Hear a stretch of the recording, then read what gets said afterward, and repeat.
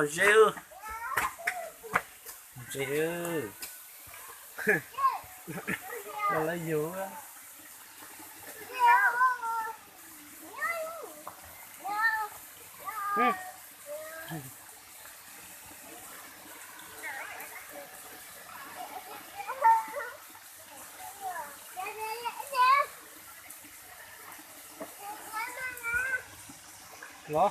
lo sợ nó biết đó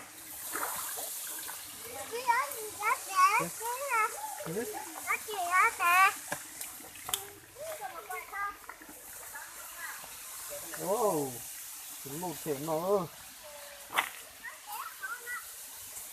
mà tôi ra bỏ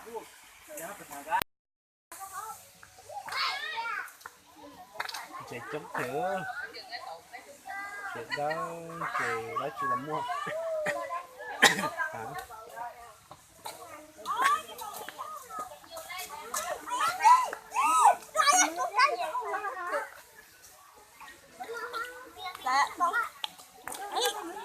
thả ra tay nhiều luôn, thả ra tay nhiều luôn. Càng nhiều là càng tốt. Nó vỡ chưa ra đâu. Thả xuống. Rồi nó sẽ buông lại quá trời luôn. Dạ. chân đăng ký nhỉ Chắc được rồi đó. Bay lên trời đi. Được. Đó.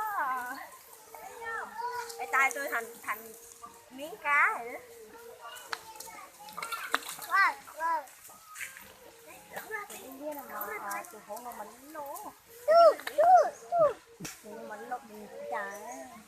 có gì cả tôi sợ ngon